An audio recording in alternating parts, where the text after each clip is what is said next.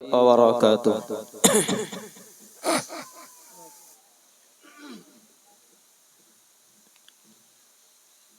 আলহামদুলিল্লাহ সন্ধ্যা থেকে নিয়ে এ পর্যন্ত অনেক গুরুত্বপূর্ণ কথা একাধিক মুখে আমরা শুনতে পেয়েছি। মাশাআল্লাহ। এক্ষুনি এই মুহূর্তে আমি আপনাদের কাছে উপবিষ্ট কিছু কথা বলার নিয়ত করছি। মহান আল্লাহ তৌফিক দান করলে যত সময় আল্লাহ চান কিছু কথা বলে বক্তৃতার শেষে আখিরি দোয়া করা হবে ইনশাআল্লাহ। যারা এখনো বাইরে এদিক ওদিকে আছেন মাশাআল্লাহ, অনেক মানুষ তো এই জায়গায় আসেনি, অনেক মানুষ আছেন, এখনো কিছু মানুষ আসার অপেক্ষা করছেন। যারা আসতে চান মেহেরবানি করে পবিত্র মজলিসে আপনারা হাজির হয়ে যান। একটু ভক্তি ভরে মহাব্বত নিয়ে দরুদ পড়ি। আল্লাহুম্মা সাল্লি আলা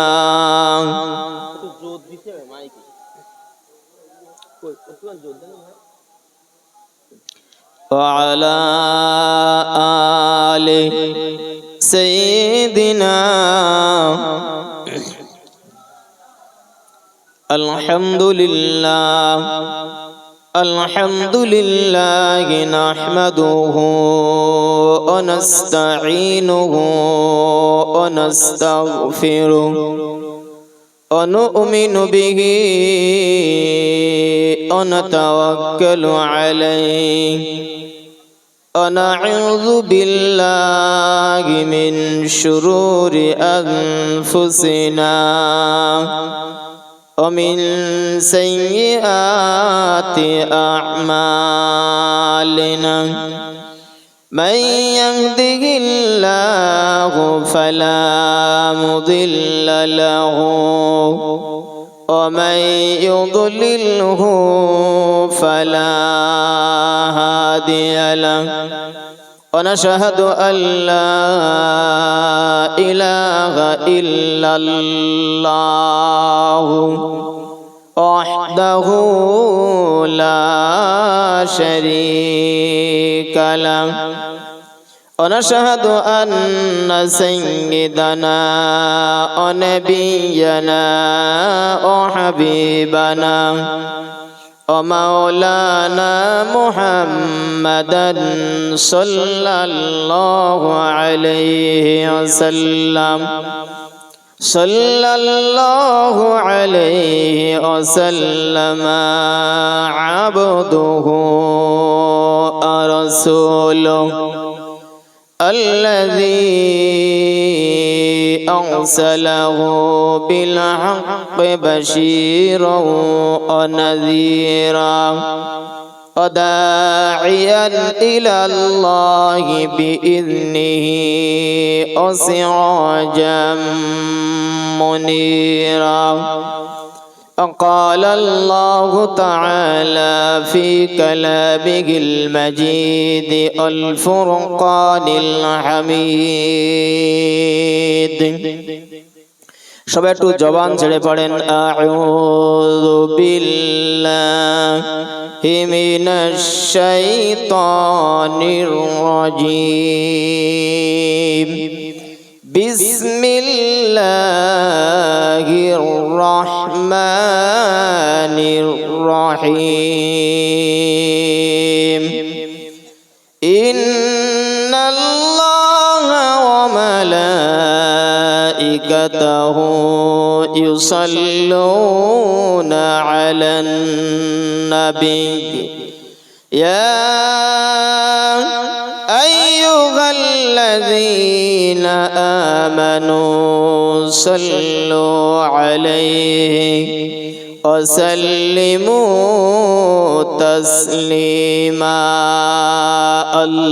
اللهم صل على سيدنا مولانا محمد وعلى آله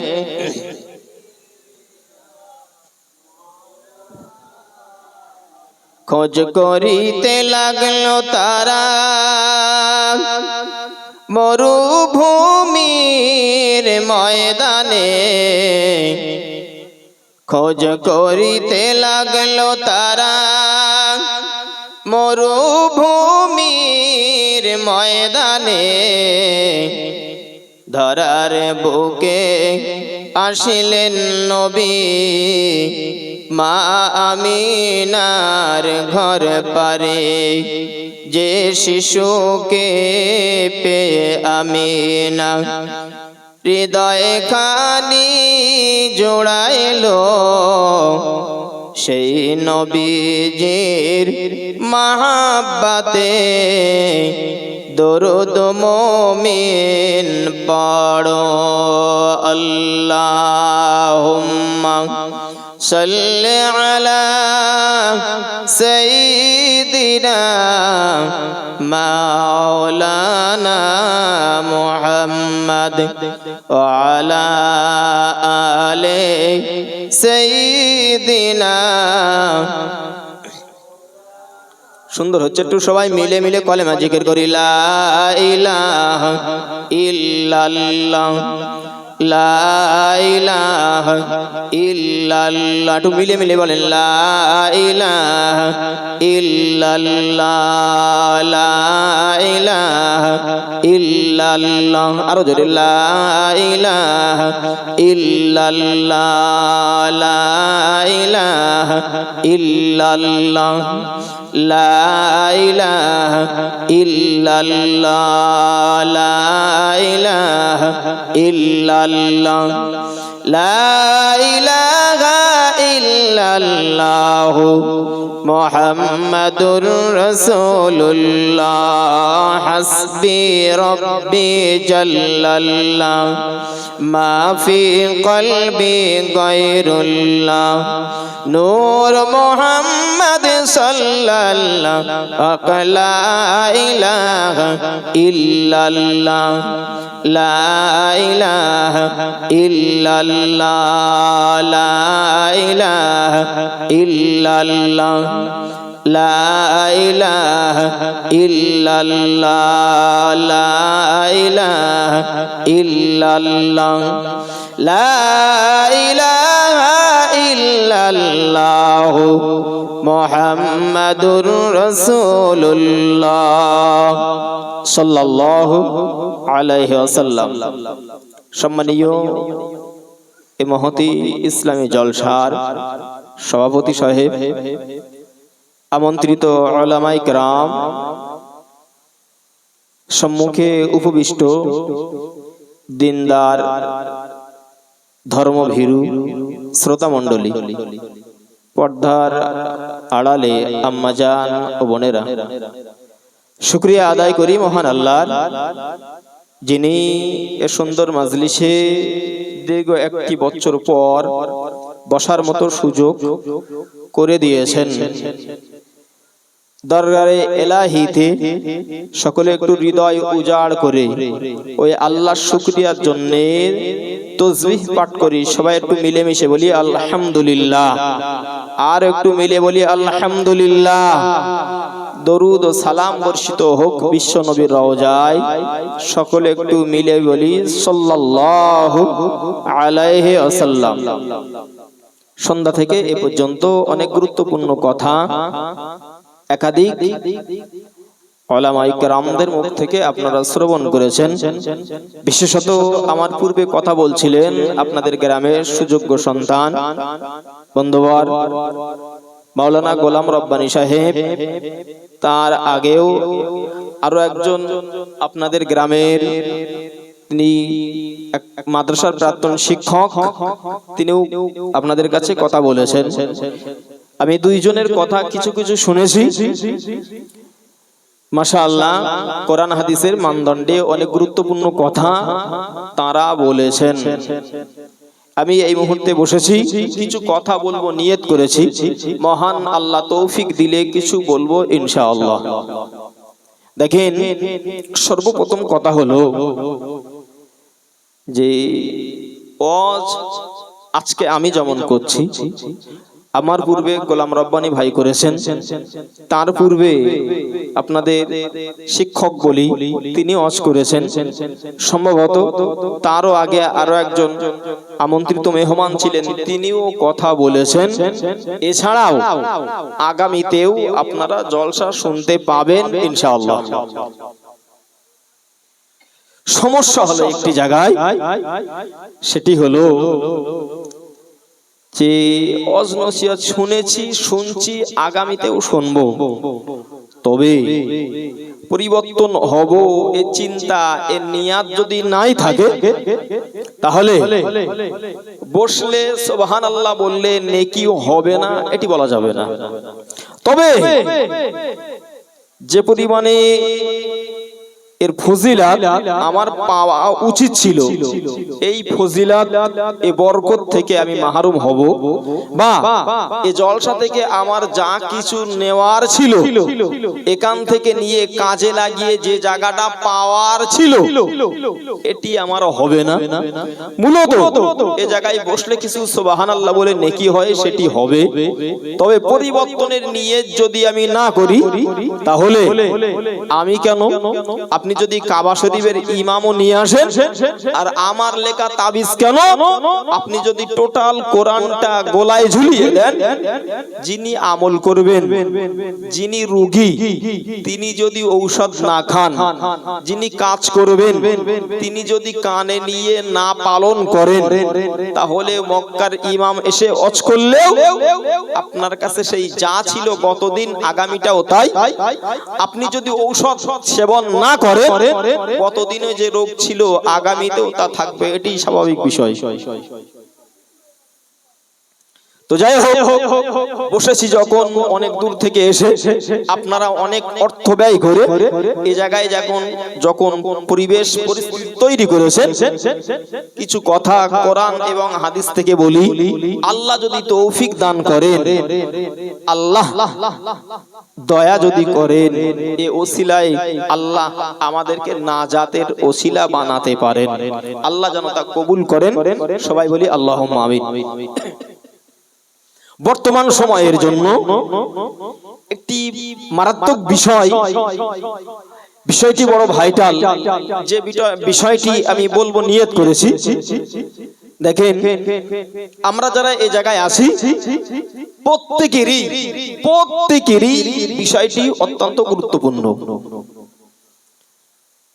ছোট থেকে শুরু করে বড় পর্যন্ত যারা এই জায়গায় নেই তাদের জন্য বিষয়টি গুরুত্বপূর্ণ। বিষয়টি হলো এই, আমার চলার একটা সাথী আছে, মেশার একটা সাথী আছে, আছে না নেই বলে?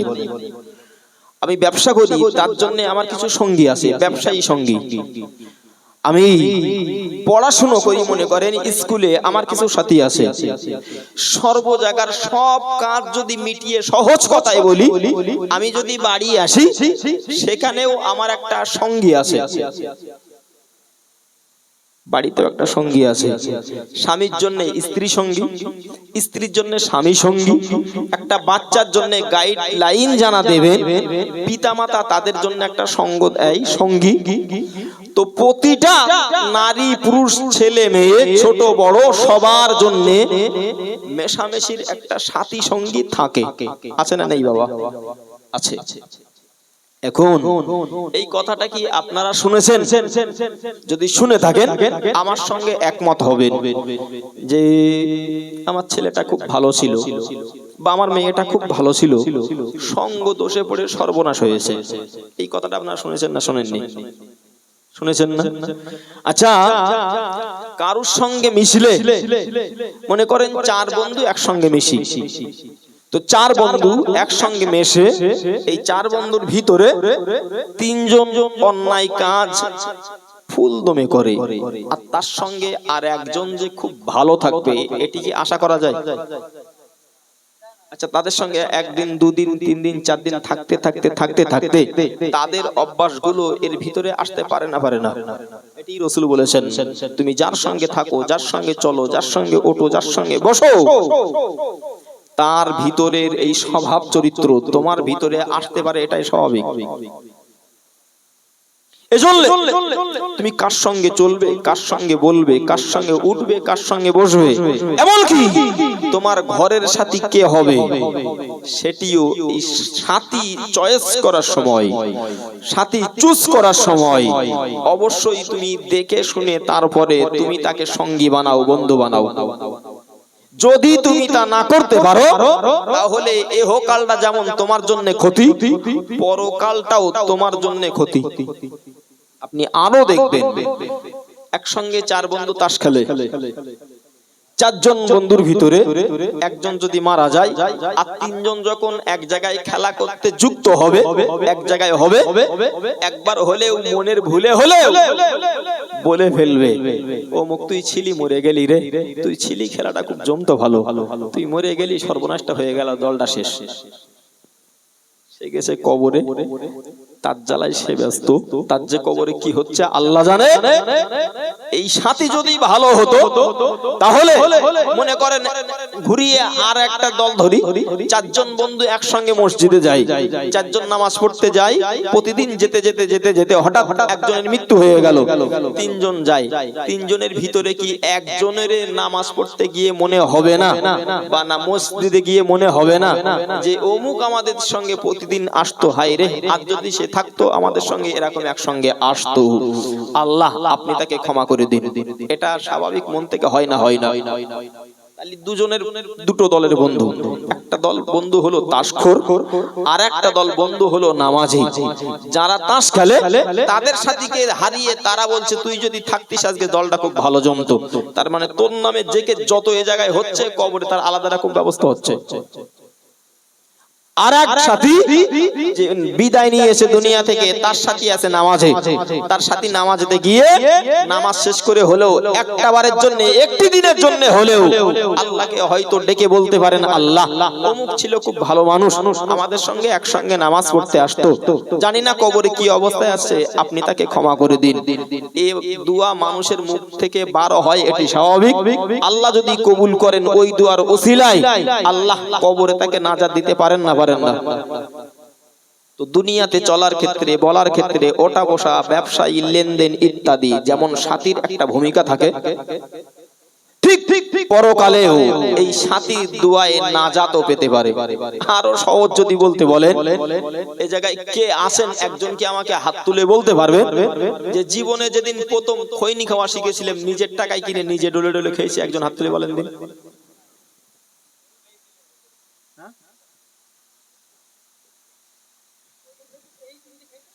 প্রথম দিকে চেয়ে খেয়েছে কার কাছ থেকে, এর সঙ্গে মেশে, তার সঙ্গে মেশে, বন্ধু বান্ধব একসঙ্গে ওঠা বসা করে, আজকে 1 দানা নে, 2 দানা নে, 3 দানা দিতি দিতি, 4 দানা দিতি দিতি, এমন শেখা শিখেছে সে ওই বন্ধু বাদ দেশে আর ছাড়তে পারে না। এটা হয়েছে বন্ধুর বরকত। তো মূল কথা আমি বলতে চেয়েছি, বন্ধুর একটা ভূমিকা, তার একটা প্রভাব আর একজনের ভিতরে আসে, এটি স্বাভাবিক, এটি রাসূল বলেছেন। বন্ধু বাছার ব্যাপারে, মেশামেশির ব্যাপারে, ওটা বসা করার ব্যাপারে তুমি তোমার বন্ধু বা সঙ্গী ভালো দেখে চয়েস করো। একটু মন খুলে বলেন সুবহানাল্লাহ। ও আল্লাহ বান্দা শুনে খেদি, মহান রব্বুল আলামিন আল্লাহ কোরআন শরীফের ভিতরে জানিয়ে দিয়েছেন, কোরআন শরীফের 5 পারার 8 পৃষ্ঠায় প্রথমে মহান আল্লাহ জানিয়ে দিয়েছেন, ওয়া মান ইউতিইল্লাহা ওয়ার রাসূলা ফাউলাইকা মা'আল্লাযীনা আন'আমা আল্লাহু আলাইহিম মিনান নাবিয়্যিনা ওয়াস-সিদ্দীকিনা ওয়াশ-শুহাদা'i ওয়াস-সালিহিন ওয়া হাসুনা উলাইকা রাফিকা। মহান আল্লাহ জানিয়ে দিয়েছেন, ওয়া মান ইউতিইল্লাহা ওয়ার রাসূলা, যে বা যারা আল্লাহ এবং রাসূলের পথের অনুসারী হয়ে যাবে, যে বা যারা আল্লাহ এবং রাসূলের নীতিগুলো মেনে নেবেন, পালন করবেন, মহান আল্লাহ পরের অংশ জানিয়ে দিয়েছেন, ফাউলাইকা মা'আল্লাযীনা আন'আমা আল্লাহু আলাইহিম। মহান আল্লাহ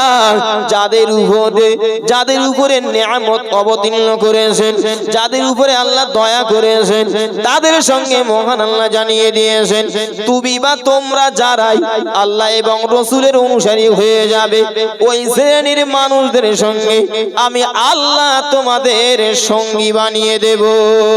সুবহানাল্লাহ।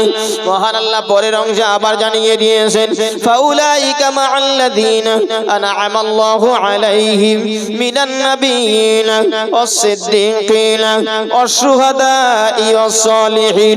মহান আল্লাহ জানিয়েছেন, আমি আল্লাহ যাদের উপরে নিয়ামত করেছি, যারা আমার নিয়ামত প্রাপ্ত হয়েছে, তাদের সঙ্গে তোমাদের বন্ধু বানিয়ে দেব, তাদের তোমরা চিনে রেখে দাও। আমার আল্লাহ গুনিয়ে দিয়েছেন, এক নম্বর জানিয়ে দিয়েছেন মিনান নাবিয়্যিন, নবীদের সঙ্গে তোমাদের সঙ্গী বানিয়ে দেব। সুবহানাল্লাহ। আর একটু মিলেমিশে বলেন না সুবহানাল্লাহ। দ্বিতীয় নম্বরে মহান আল্লাহ জানিয়ে দিয়েছেন ওয়াস-সিদ্দীকিনা, সিদ্দিকদের সঙ্গে আমি আল্লাহ তোমাদের সঙ্গী বানিয়ে দেব। আর একটু মিলেমিশে বলেন সুবহানাল্লাহ।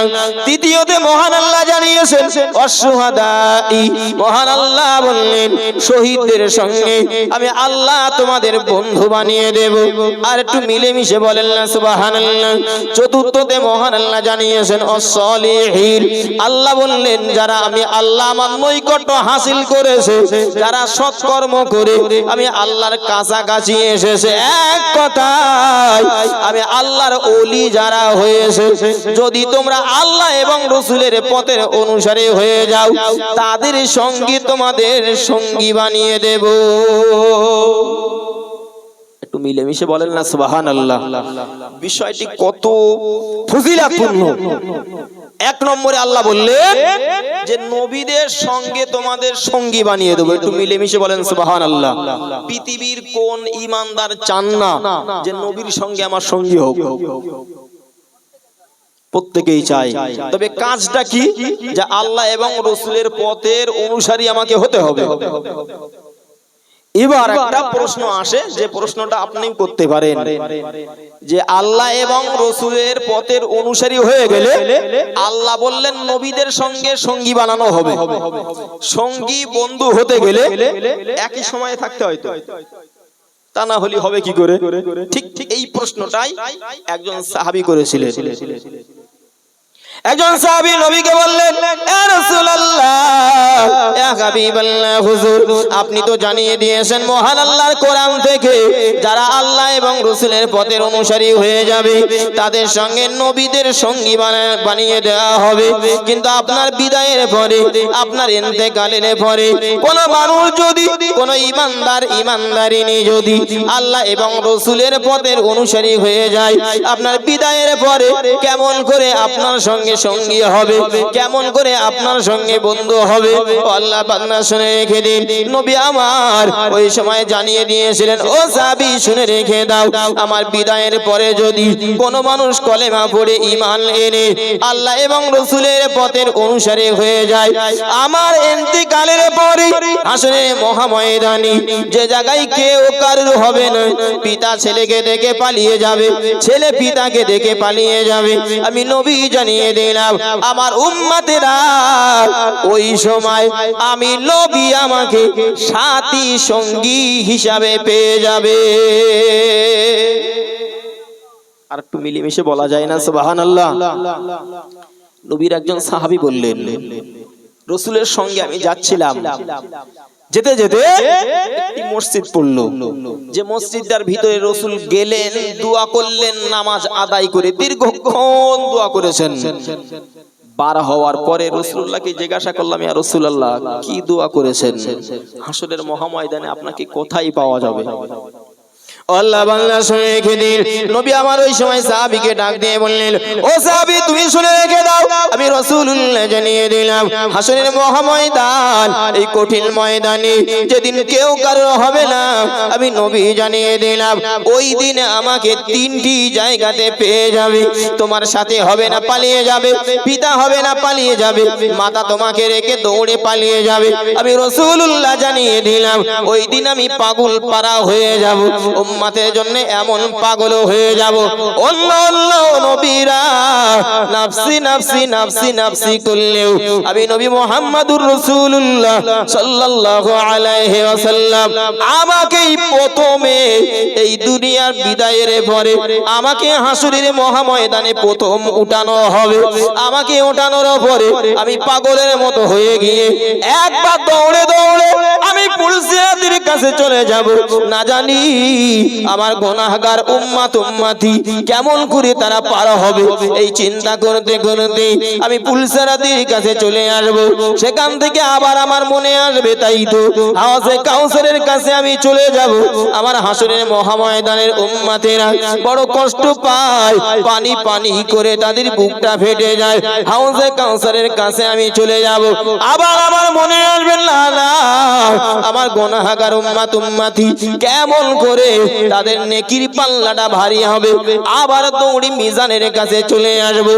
এই তিনটি জায়গাতে আমি রাসূলুল্লাহ বেশি দৌড়াদৌড়ি করব। যে তিনটি জায়গাতে পিতা যদি বাবাকে ডাকে দেখে পালিয়ে যাবে, মা মেয়েকে ডাকলে মেয়ে মাকে ফেলে দৌড়ে পালিয়ে যাবে, যে জায়গায় কোনো সাথী কোনো কাজে আসবে না, আমি রাসূলুল্লাহ আমার বিদায়ের পরেও যদি কেউ ঈমান আনায়ন করে আল্লাহ এবং রাসূলের পথের অনুসারী হয়ে যায়, আমার বিদায়ের পরে দুনিয়াতে বন্ধু না হলেও দুনিয়াতে সঙ্গ দিতে না পারলেও হাসরের মহাময়দানে ওই জায়গাগুলো খোঁজ করে আমি রাসূলুল্লাহর সাথী হয়ে যাবে। আয়াতটি অবতীর্ণ হওয়ার কারণ শুনেন। হযরত যায়েদ বিন হারেসা রাদিয়াল্লাহু আনহু রাসূলের পোষা ছেলে ছিলেন, এটি আপনাদের জানা আছে। যায়েদ বিন হারেসা রাদিয়াল্লাহু আনহু তিনি ছিলেন রাসূলুল্লাহর পোষা ছেলে। তার ছেলের নাম হলো হযরত ওসামা রাদিয়াল্লাহু আনহু। তো ওসামা রাসূলুল্লাহর কাছে আসা যাওয়া করতে করতে একদিন এমন হলো যে ওসামা রাদিয়াল্লাহু আনহু রাসূলুল্লাহর কাছে এসেছেন। চেহারাটা খুব রুগ্ন শুকনো, মনটা বড় মলিন, মুখটা ছোট। রাসূল প্রশ্ন করলেন, হে ওসামা তোমার কি হয়েছে? তোমার চেহারাটা মলিন, মনটা যেন মরা, মুখটা যেন শুষ্ক হয়ে গিয়েছে, কি ব্যাপারটা একটু বলো। আল্লাহ আল্লাহ শুনে গেলেন। হযরত ওসামা রাদিয়াল্লাহু আনহু আল্লাহর নবীকে ডাক দিয়ে বললেন, ইয়া রাসূলুল্লাহ, ইয়া হাবিবাল্লাহ, হুজুর আপনাকে এতটাই ভালোবাসি, পৃথিবীর যে প্রান্তে থাকি আপনার কথা যদি মনে হয় এক মুহূর্ত দেরি না করে আপনার কাছে চলে আসি। আপনার নূরানি চেহারা যখন আমি দেখি, আমি ওসামা আমার মনের সমস্ত কষ্টগুলো দূর হয়ে যায়। একটু মন খুলে বলেন না সুবহানাল্লাহ। নবী প্রশ্ন করলেন, তোমার চেহারা কালো মলিন হয়ে গিয়েছে, কেন তোমার চেহারাটা এমন শুষ্ক শুষ্ক লাগে? ওসামা রাদিয়াল্লাহু আনহু ডাক দিয়ে বললেন, ইয়া রাসূলুল্লাহ, এই দুনিয়াতে মনে হলো যেখানেই থাকি না কেন আপনার কাছে ছুটে আসা যায়, দেখা করা যায়, মনের জ্বালাটা নিবারণ হয়ে যায় রাসূলুল্লাহ। কিন্তু আমার মনে বড় চিন্তা, আমার মনে বড় দুঃখ হলো এটি, আপনি দুনিয়া থেকে বিদায় নেবেন, আমি ওসামা দুনিয়া থেকে বিদায় নেব। আমার মরণ হয়ে যাবে, মরণের পর আপনি আপনার আল্লাহর হুকুমে দয়ার জান্নাতের ভিতরে চলে যাবেন। আপনার জান্নাত কানা মহান আল্লাহ হাই ক্যাটাগরির জান্নাত দিয়ে দেবেন। আপনি হলেন সৃষ্টির সর্বসেরা, আপনি আশরাফুল আম্বিয়া, আপনি হলেন নবীদের সরদার। মহান আল্লাহ আপনার জান্নাত সবথেকে হাই ক্যাটাগরির জান্নাত দিয়ে দেবেন। আপনি যাবেন আপনার জান্নাতে, আমি ওসামা মহান আল্লাহ আমাকেও জান্নাত দিয়ে দেবেন। আমল অনুযায়ী মহান আল্লাহ আমাকে জান্নাত দিয়ে দেবেন। তাই বলে আপনার জান্নাতে আমি ওসামাকে জায়গা দেওয়া হবে না। আমার মনের ভিতরে বড় চিন্তা হলো এটি, আপনি আপনার জান্নাতে, আমি আমার জান্নাতে, এই অনন্তকাল অনাদি যার লয় নেই ক্ষয় নেই, যার কোনো শেষ নেই, ওই অনন্তকাল আমি ওসামা আপনাকে না দেখে কেমন করে থাকবো? এই চিন্তা করে করে আমি ওসামা আমার চোখের পানিগুলো ঝরে যায়, আমার শরীরটা এত জীর্ণ শীর্ণ হয়েছে। ভেবেছেন কথাটা? ভেবেছি আমরা? ওসামা বললেন, ইয়া রাসূলুল্লাহ, এই দুনিয়াতে আসি একসঙ্গে, ইচ্ছা হলেই আপনাকে দেখতে আসি, মনের জ্বালা নিবারণ হয়ে যায়। কিন্তু আমার চিন্তা হলো এটি, এই দুনিয়া তো 50, 60, 70 বছরে ফুরিয়ে যাবে। যে দুনিয়ার কোনো শেষ নেই, লয় নেই, ক্ষয় নেই, আপনি আপনার জান্নাতে থাকবেন আর আমি থাকবো আমার জান্নাতে। সেই দিন তো আপনার আর আমার জান্নাত এক হবে না। ওই দিন যদি মন চাই কি করে সেদিন আপনার না দেখে থাকবো, এই চিন্তা করে দুনিয়াতে শরীর শুকিয়ে যায়। চিন্তাটা একবার ভাবো।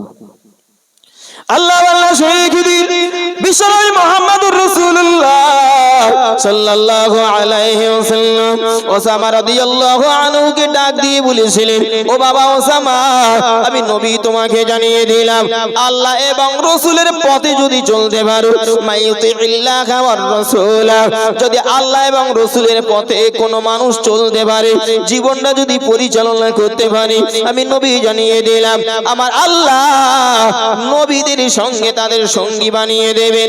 এ দুনিয়াতে যদি না হয়ে যায়, জান্নাতের ভিতরে আমার কোন উম্মত, আমার কোন উম্মতি যদি একবার তাদের মনে হয় নবীকে দেখলে ভালো হতো, একটু নবী দেখার স্বাদ যদি তাদের হৃদয়ের ভিতরে উকি ঝুঁকি মারে, মহান আল্লাহ আমি বিশ্ব নবী আমার জান্নাতের দেওয়ালখানা সরিয়ে দিয়ে, আমার জান্নাতের পর্দাখানা সরিয়ে দিয়ে, আমার ভালোবাসার উম্মত উম্মতিদের সঙ্গে মহান আল্লাহ দিদার করিয়ে দেবে। আর একটু মিলে মিশে বলেন সুবহানাল্লাহ। আল্লাহ পাক না শুনে রেখে দিন, মূল কথা আমি আপনাকে বোঝাইতে এসেছি। মহান আল্লাহ বুঝিয়েছেন, বান্দারে যদি সঙ্গী তুমি ভালো করতে চাও, যদি তোমার সাথী তুমি ভালো করতে চাও, এক কথায় আল্লাহ এবং রাসূলের পথে তোমার জীবনখানা চালাও। আল্লাহ এবং রাসূলের পথে যদি জীবন চালাতে পারো, আল্লাহ ওয়ালাদের সঙ্গে যদি সঙ্গ দিতে পারো, আমি আল্লাহ তোমাদেরকে জানিয়ে দিলাম, যাদের উপরে ফাউলাইকা মাআল্লাযীনা আনআমাল্লাহু আলাইহিম, যাদের উপরে আমি নিয়ামত করেছি, যারা আমার রহমত প্রাপ্ত হয়েছে, তাদের সঙ্গে আমি আল্লাহ তোমাদের সঙ্গী বানিয়ে দেব। সুবহানাল্লাহ। মানুষের সঙ্গে নিঃস্বার্থ আল্লাহর জন্য ভালোবাসা, কোন তার ভিতরে স্বার্থ নেই, শর্ত নেই, ভালোবাসা হবে আল্লাহর জন্য। তো রাসূল হাদিস শরীফের ভিতরে একটি হাদিস বললেন, সাহাবীদের নিয়ে এভাবে বসিয়ে রাসূল একদিন ওয়াজ করছিলেন যে, জানো সাহাবীরা, একটা মানুষ একদিন রাস্তা দিয়ে বার হয়েছেন, পাশের একটা গ্রামে তার এক ভাইয়ের সঙ্গে দেখা করতে যাবে। তিনি বার হয়েছেন। তো রাসূল সাহাবীদের বলছিলেন, তিনি প্রতিমধ্যে একজনের সঙ্গে দেখা করলেন বা তার একজনের সঙ্গে সাক্ষাৎ হয়ে গেল। যার সঙ্গে সাক্ষাৎ হয়েছে এই মানুষটা তাকে চেনেন না। আল্লাহ বান্দা শুনে রেখে দিন, নবী আমার সাহাবীদের ডেকে বলছিলেন, ও সাহাবীরা শুনে রেখে দাও, ওই অচেনা অপরিচিত ব্যক্তি যিনি রাস্তার মাঝায় দাঁড়িয়েছিলেন আর যিনি গ্রাম থেকে পার হয়েছিলেন, পাশের গ্রামের আরেক সাথীর সঙ্গে সাক্ষাৎ করতে যাওয়ার নিয়ত করে প্রতিমধ্যে ওই অচেনা ব্যক্তির সঙ্গে সাক্ষাৎ হয়ে গেল, সালাম বিনিময় হয়েছে। ওই অচেনা ব্যক্তিটা ডাক দিয়ে বললেন, কে আপনি, কোথায় চলেছেন বলেন। এই ব্যক্তিটা ডাক দিয়ে বললেন, আমি পাশের গ্রামে আমার এক ভাইয়ের সঙ্গে দেখা করতে যাচ্ছি। ওই অপরিচিত ব্যক্তিটি আবার ডেকে বললেন, আপনি যার সঙ্গে সাক্ষাৎ করতে যাচ্ছেন সে কি আপনার কাছে কোনো ঋণ দেনা ইত্যাদি পায় নাকি, নাকি আপনার উপরে কোনো হক আছে যে হকটি আপনি আদায় করতে যাচ্ছেন?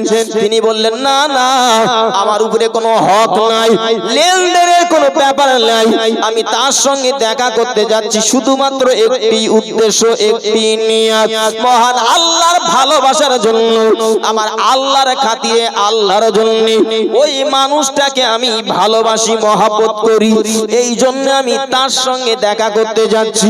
আল্লাহর বান্দা শুনে রেখে দিন, ওই অচেনা অপরিচিত ব্যক্তিটি ডাক দিয়ে বলেছিলেন, শুনে রেখে দেন, আপনি যেমন নিঃস্বার্থভাবে আপনার এক ভাইকে ভালোবেসেছেন আল্লাহর জন্য, আমার আল্লাহ আমাকেও পাঠিয়েছেন আপনার কাছে। আমি দুনিয়ার অন্য কোন মানুষ নই, আমি দুনিয়ার অন্য কেউ নই, আমি হলাম আল্লাহর একজন ফারিস্তা। একটু জোরে বলেন সুবহানাল্লাহ, আর একটু মিলে মিশে বলেন না সুবহানাল্লাহ। ওই ফারিস্তা ডাক দিয়ে বললেন, আমি হলাম আল্লাহর একজন ফারিস্তা, এই সংবাদ আপনাকে দিতে এসেছি। আপনি যেমন আল্লাহর ভালোবাসার জন্য ওই একজন মানুষের সঙ্গে সাক্ষাৎ করতে যাচ্ছেন, মহান আল্লাহ আমার দ্বারাই সংবাদ দিয়েছেন, আমার আল্লাহ আপনাকে ভালোবেসেছেন। সুবহানাল্লাহ, আর একটু মিলে মিশে বলেন সুবহানাল্লাহ। যে সম্পর্কে শর্ত নেই আর স্বার্থ নেই, এই সম্পর্কে সহজে ঝামেলা যোগ্য হয় না। ঠিক বলিস না ভুল বলিস বলেন? সেই সম্পর্কে ঝামেলা হয় যে সম্পর্কে যত স্বার্থ নিয়ে টানাটানি হয়। আল্লাহ বান্দা শেখে দিন। শুধু তাই নয় গো, হাদিস শরীফের ভিতরে নবী আমার জানিয়ে দিয়েছেন, ও দুনিয়ার মানুষ শুনে রেখে দাও, আমি রাসূলুল্লাহ তোমাদেরকে জানিয়ে দিলাম, হাসরের ময়দানে এক শ্রেণীর মানুষের মাথায় মহান আল্লাহ নূরের টুপি পরিধান করিয়ে দেবেন, আর তাদের মুখটা এমন উজ্জ্বল হবে, জ্যোতিষময় হবে, নূরে নূরান্বিত হবে। অন্যান্য মানুষেরা দেখে বলবেন কি ব্যাপার, কেন এদের নূরের টুপি মাথায় পরানো হয়েছে, কেন এদের চেহারা গুলো এত সুন্দর নূরের আলোয় উদ্ভাসিত হয়েছে। আল্লাহ বান্দা শেখে দিন, আল্লাহর ফেরেশতারা ডেকে বলবেন, না না, অন্য কোনো কারণে নয় গো, এরা একে অপরে ভাই ভাই আল্লাহ খুশির জন্য মহব্বত করেছিল, সম্পর্ক করেছিল, তাদের দুজনার সঙ্গী হয়েছিল, তাদের দুজনার বন্ধু হয়েছিল, অন্য কোনো উদ্দেশ্য নয়, শুধুমাত্র আল্লাহর ভালোবাসার জন্য। মহান আল্লাহ এতেই খুশি হয়ে হাসরের মহাময়দানের কঠিন কষ্ট থেকে বাঁচিয়ে একদিকে নূরের টুপি আমার আল্লাহ মাথায় পরিয়ে দিয়েছেন, অপরদিকে তাদের চেহারাতে আমার আল্লাহ নূরে নূরান্বিত দান করেছেন। সুবহানাল্লাহ। আল্লাহ বান্দা শুনে রেখে দিন। শুধু তাই নাই গো, ভালো মানুষের সঙ্গে সঙ্গ দিলে, আল্লাহ ওয়ালাদের সঙ্গে সঙ্গ দিলে, আল্লাহর ওলিদের সঙ্গে সঙ্গ দিলে লাভ আছে না নাই? লাভ আছে না? অনেক লাভ আছে। যদি প্রথম থেকে ধরি, বিশ্ব নবীর মাথা কাটতে এসেছিলেন হযরত ওমর ফারুক রাদিয়াল্লাহু আনহু, জানা আছে না নাই? মাথা কাটতে এসে নিজের মাথাটাকেই রাসূলুল্লাহর কদমে নুইয়ে দিয়েছেন। জোরে বলেন সুবহানাল্লাহ। এমন সঙ্গী বেছে নিয়েছেন মহান আল্লাহ, ওমর ফারুক রাদিয়াল্লাহু আনহুর মতো মানুষকে দুনিয়া থেকে জান্নাতের টিকিট নবীর কাছেই দিয়ে দিয়েছেন। একটু মিলেমিশে বলবেন সুবহানাল্লাহ। এরকম অনেক সাহাবী আছে, আপনাদের কাছে আর বলার দরকার নেই।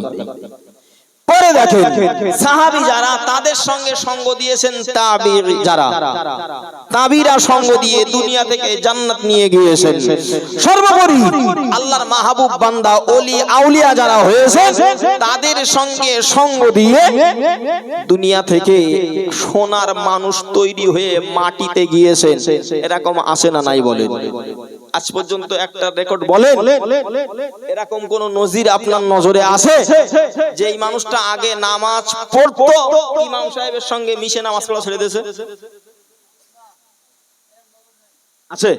একটা মানুষ আগে বিড়ি খেত না, এখন ইমাম সাহেবের সঙ্গে মিশে মিশে বিড়ি খাওয়া ধরেছে। আগে দাড়ি ছিল, এখন মাওলানা সাহেবের সঙ্গে মিশে মিশে দাড়ি কেটে ফেলেছে। এরকম আছে? এরকম আছে, তবে যে আগে চুরি করতো না, এখন চোরের সঙ্গে মিশে মিশে চোর হয়েছে। আছে না? আছে। তাহলে সঙ্গ দেবো যার সঙ্গে, তার একটা বড় গুরুত্ব আছে। এজন্য ভালো মানুষের সঙ্গে সঙ্গ দিতে হবে। আল্লাহ বাংলা শুনে রেখে দিন, মহান আল্লাহর নবী হাদিস শরীফের ভিতরে জানিয়ে দিয়েছেন, মান আহাব্বা লিল্লাহি ওয়া আবগাদা লিল্লাহি ওয়া আতা লিল্লাহি ওয়া মানাআ লিল্লাহি ফাকাদ ইসতাকমালাল ঈমান আও কামা ক্বালান নবী সাল্লাল্লাহু আলাইহি ওয়াসাল্লাম। নবী আমার জানিয়ে দিয়েছেন, মান আহাব্বা লিল্লাহি, যদি তুমি কারোর সঙ্গে ভালোবাসা করো, যদি তুমি কারোর সঙ্গে সম্পর্ক বন্ধুত্ব করো, আমি আল্লাহর নবী জানিয়ে দিলাম, মান আহাব্বা লিল্লাহ, অবশ্যই জানো তোমার ভালোবাসাটা আল্লাহর খুশির জন্য হয়। জোরে বলেন সুবহানাল্লাহ। পরের অংশে নবী আমার জানিয়ে দিয়েছেন, ওয়া আবগাদা লিল্লাহি, যদি কারোর সঙ্গে ভালোবাসার সম্পর্ক ছিন্ন করতে হয়, বন্ধুত্বের বন্ধন বন্ধ করে দিতে হয়, মহান আল্লাহর নবী জানিয়ে দিয়েছেন সেটিও জানো আল্লাহর খুশির জন্য হয়। পরের অংশে মহান আল্লাহর নবী আবার জানিয়ে দিয়েছেন, ও আতা লিল্লাহ, যদি কাউকে কিছু দিতে হয়, সেটিও জানো মহান আল্লাহর খুশির জন্য হয়। ও মানা লিল্লাহ, আর যদি কাউকে কিছু দেওয়া থেকে দূরে থাকতে হয়, ব্রেক করতে হয়, সেটাও জানো আল্লাহর খুশির জন্য হয়। এক কথায় আমার বন্ধু হবে আল্লাহর জন্য, বন্ধু ছিন্ন হবে আল্লাহ আল্লাহ খুশির জন্য। কাউকে আমি টাকা পয়সা অর্থবিত্ত বিষয় সম্পত্তি সময় দেব, এটিও যেন আল্লাহ খুশির জন্য হয়। যদি কাউকে কিছু দেওয়া থেকে দূরে থাকতে হয়, সেটিও যেন আল্লাহর জন্য হয়। নবী আমার জানিয়ে দিয়েছেন, ফাকাদ ইস্তাকমালাল ঈমান, তবে তুমি পরিপূর্ণ ঈমানদার হয়ে গেলে। একটু মিলেমিশে বলেন না সুবহানাল্লাহ। তাহলে আমি যদি বন্ধু সম্পর্ক করি, সেটি আল্লাহর জন্য হতে হবে। যদি কারোর সঙ্গে বন্ধুর বন্ধন কেটে দেই, সেটিও যেন আল্লাহর জন্য হয়। টানাটানি পড়েছে আর গালাগালি দিয়ে দিলাম খানিকটা দুমদাড়াক্কা, যা আজ থেকে তোর সঙ্গে সম্পর্ক নেই, এটি যেন না হয়। আল্লাহ খুশির জন্য যদি হয়, তবে তার সঙ্গে বন্ধু নষ্ট করো। যদি কাউকে কিছু দিতে হয়, সেটিও যেন আল্লাহর উদ্দেশ্যে হয়। যদি কাউকে কিছু দেওয়া থেকে বন্ধ করতে হয়, সেটিও যেন আল্লাহর জন্য হয়। একটু মিলেমিশে বলেন সুবহানাল্লাহ। সমাজে এগুলো আছে বাপ, সমাজে এগুলো আর আছে? আল্লাহ খুশির জন্য সম্পর্ক করি কজন? আল্লাহ খুশির জন্য সম্পর্ক ভঙ্গ করি কজন? আল্লাহ খুশি হবে দিলে এই চিন্তা কজনের মাথায় আছে? দিতাম আগে, এখন বন্ধ করতে পেরেছি কজন? যে তোমার পিছনে যদি অর্থ ব্যয় করি, তাহলে আল্লাহ অখুশি হবেন, বন্ধ করেছি কজন বলেন? ইয়াং সমাজ আগে মরবে। আল্লাহ বান্দা শুনে দিন। আমি একটি বিষয়কে নিয়ে আপনার কাছে বোঝাতে চেয়েছি। এই বিষয়টি বর্তমান সময়ে বাবা, এই বিষয়টি অত্যন্ত গুরুত্বপূর্ণ। ছোট বলি, বড় বলি, নারী বলি, পুরুষ বলি, সকলের জন্য। আমার ছেলেটি স্কুলে যায়, স্কুলের সাথে তার ভালো হওয়া দরকার, নাইলে ওই স্কুলে গিয়ে স্কুল থেকে বিড়ি খাওয়া শিখে সে বাড়ি আসতে পারে। ও আল্লাহ বান্দা শুনে দিন, আমার মেয়েটি স্কুলে যায়, ওই মেয়েটি যদি সাথী সে ভালো না পায়, তার যদি ভালো না হয়, পড়াশোনাটা নষ্ট হয়ে যাবে, সে খারাপ লাইনে চলতে পারে। আল্লাহ বান্দা শুনে রেখে দিন।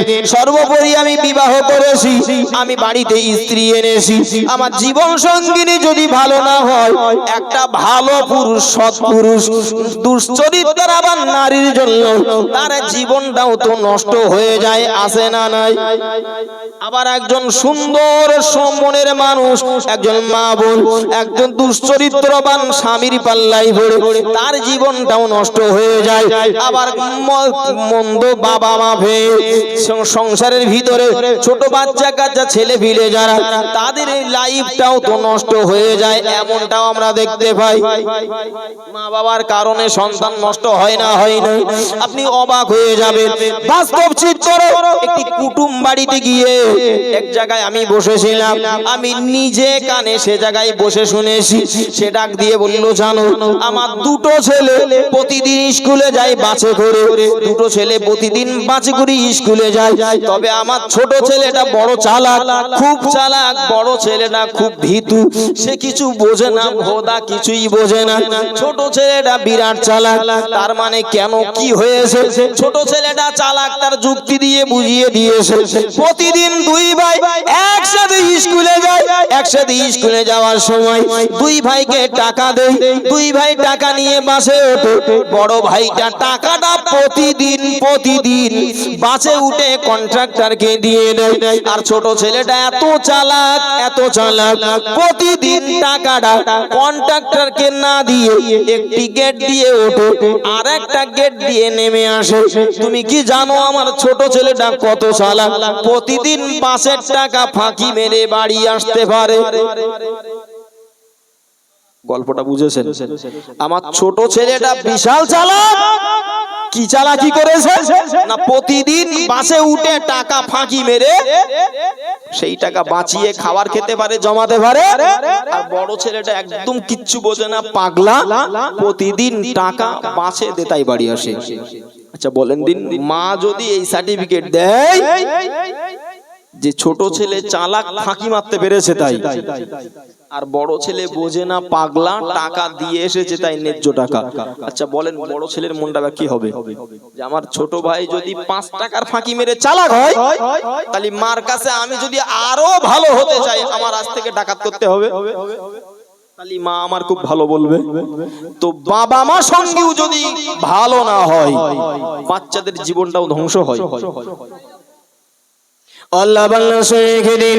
আমি তাই আপনাকে বোঝাইতে চেয়েছি সঙ্গীর গুরুত্ব হিসাবে আমি আপনার কাছে কোরআন এবং হাদিস থেকে কিছু কথা আপনার কাছে দলিল হিসাবে পেশ করেছি বাবা। আরো যদি